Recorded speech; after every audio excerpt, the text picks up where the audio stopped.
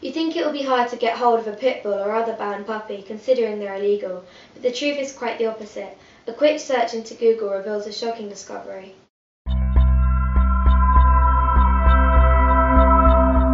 Within literally seconds of my search, I found thousands of pups for sale online.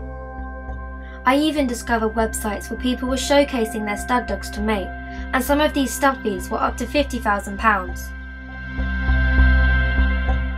In order to have the #1 fighting dog, owners use many techniques to build their muscles, and this website even advertises the use of steroids. Although the dogs are UKC registered, making them legal to own as pets, they remain illegal to own as fighting dogs. The website sells a number of products encouraging the blood sport of dog fighting, making them illegal to own despite the fact they are UKC registered. The United Kennel Club is a scheme set up to make sure all pit bulls sold are safe to own, but being sold along with the equipment up for purchase on this website can soon turn a registered safe dog into a weapon, and the results can be devastating. Examples of the products sold include spring poles, which are used to strengthen the jaw. They also sell bite sleeves, which are used to encourage the dogs to attack. This clip shows a fighting dog in training with the use of a bite sleeve. And for times when they lose control of their dog, break sticks. People are willing to pay very high prices to get their hands on these pups, so many dogs are repetitively forced to breed, and when they can breed no longer, they are killed, and not always in the most humane way.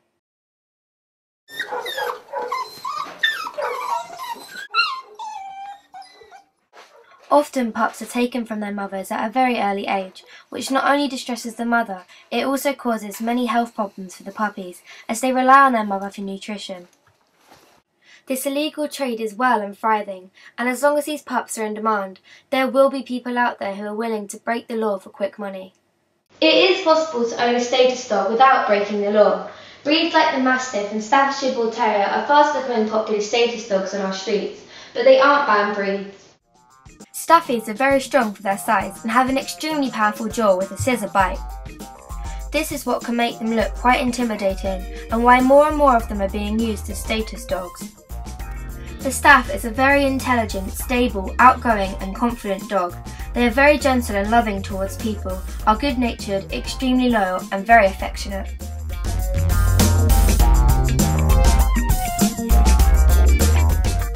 They make great family pets as they are good with both children and adults and want nothing more than to please their owners. But this means if their owners want them to be aggressive, then they will be.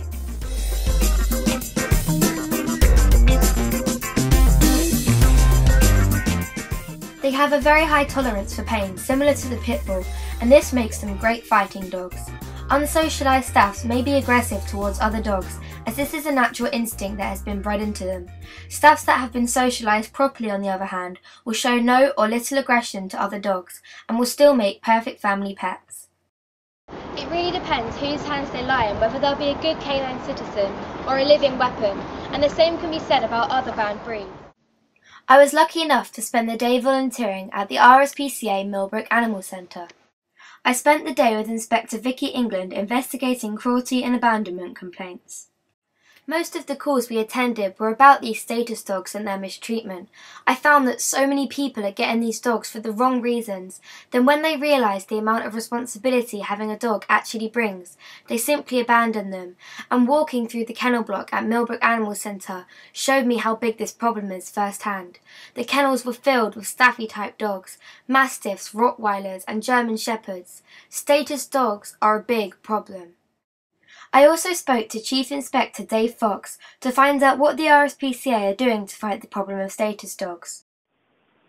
The RSPCA and dangerous dogs, as far as we're concerned, government at the moment are revisiting the issue around dangerous dogs and status dogs. The problem we have twofold is dangerous dogs, the legislation needs to change in as much it's not the breed but the deed. So in other words, you have some very nice pit bull type dogs and Staffordshire Bull Terriers, and the problem we've got is trying to rehome them. We've got vast numbers of Staffordshire Bull Terriers in our kennels and we're absolutely bursting at the seam. The message we're trying to get out to the public is that Staffordshire Bull Terriers make nice pets. What we're trying to stop is the people who come along to our RSPCA centres and take on Staffordshire Bull Terriers and think that they can then use these dogs as status dogs. Status dogs are a problem in all of the London boroughs, where you have young people who will take their Staffordshire Bull Terriers into local parks, and basically what they will do is put two dogs together and try and entice them to fight. We, the RSPCA, are trying to stamp out that, because it is illegal and it does cause the dogs unnecessary suffering.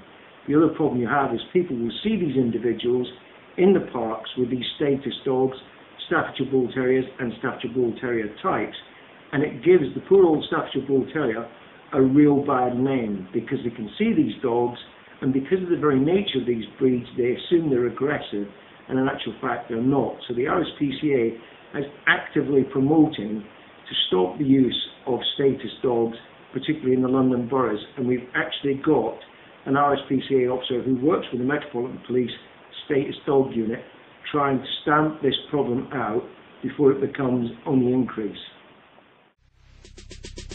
This CCTV footage was taken last year in Stockwell, South London. This is what can happen when situations involving aggressive dogs and aggressive owners get completely out of control. The boy shown in this footage ended up being prosecuted. Violence on this scale doesn't happen very often, but in a street culture where dogs are prized for aggression, it's only ever a heartbeat away.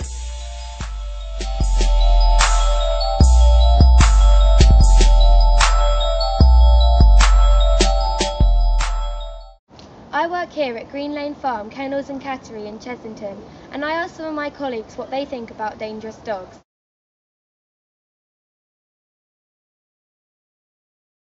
It all starts with the owner, and it's all to do with how the puppies start their life. I think the laws should be changed. Too much cruelty and too much fighting going on. The owners that have dogs or would like to have a dog in the future, I think should have to have a licence now. It's sort of getting beyond the joke. But the question is, will it go underground with fake licences or turn out worse? What can you do? At this point in time, there are far too many Staffordshire Bull Terrier type dogs being euthanised purely because people are breeding to be selfish and want money. People don't care about these dogs. They don't care about their future. Unless you're getting them from a breeder, then I don't think you should buy these dogs. But then what are going to happen to these dogs that have been bred? It's never going to stop. They're used as status dogs with all the so-called rude boys, rude girls, and used for the wrong reasons. And until people start growing up, I think they shouldn't be allowed dogs. Bring back dog licences. So is bringing back dog licensing the way forward, or like Claire says, will it simply make matters worse? Green Lane Farm works closely with Wandsworth Council Dog Control and Battersea Dogs and Cats Home.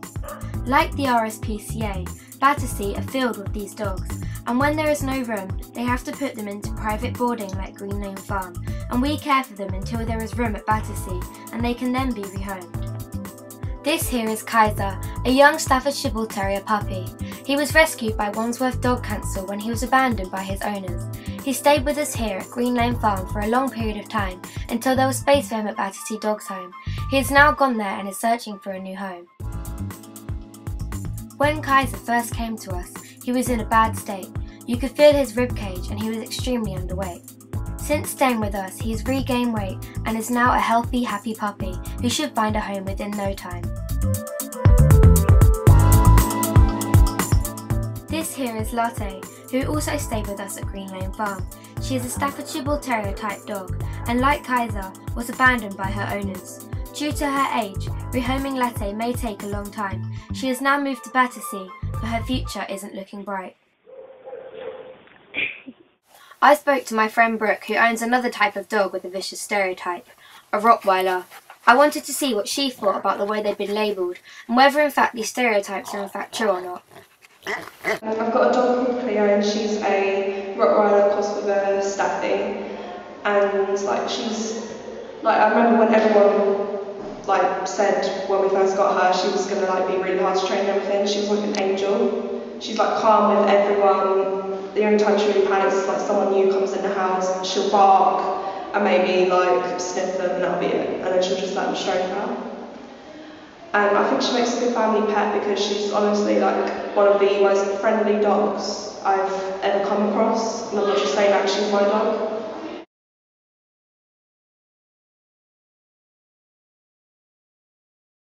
When me and my sister take her out for walks and stuff, a lot of people kind of panic when they see her because they're always like, oh my god, a Rottweiler, what are we going to do? And I think it's a bit unnecessary, to be honest. Honestly, I don't think it's the dogs that are dangerous, it's more the people that train them. So more should be done to do with, if like someone sees a dangerous dog like acting a bit, I don't know, like dangerous, people should look to the owner rather than the dog. Because all the time it will mostly be the owner or like the previous owner that has caused the dog to be like violent or dangerous. This proves how the stereotypes aren't always true, and even though we know Cleo's a big softie, others don't, and actually the amount of fear people have when around her, and other dogs like her, sometimes even goes to the extent of them feeling they have to cross the road to avoid being attacked. This really shows the extent of the problem we have on our streets today, as no one should have to fear for their life, or their dog's life, simply walking to the shop or park. But how can we tell which dogs are friendly and which are aggressive? There's no way of telling, and I went to meet Sarah Kell and her dog Storm, who know this all too well.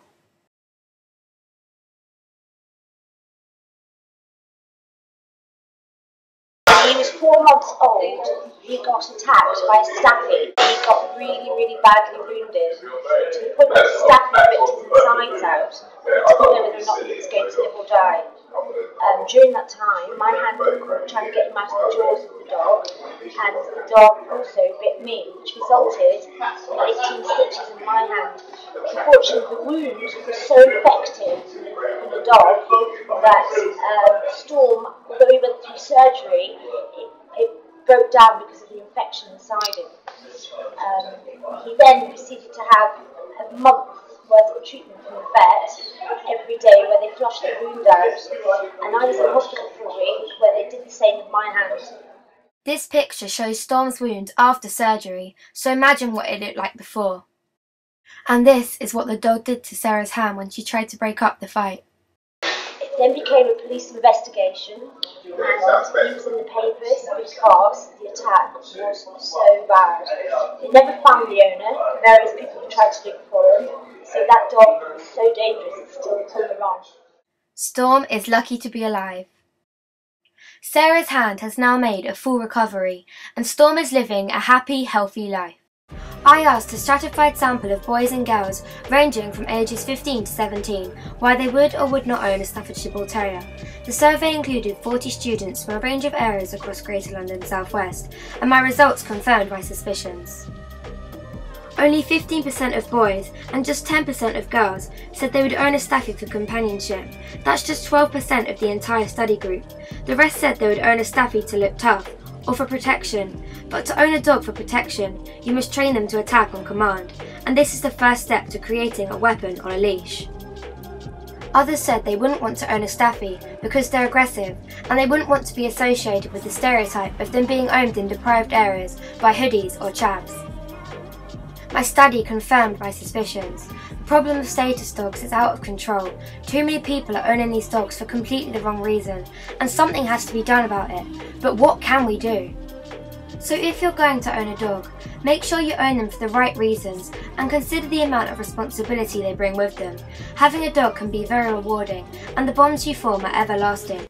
But when people abuse this responsibility, the outcomes can be devastating, as you have seen. So remember, every dog was bred for a purpose, but they don't have to fulfill it.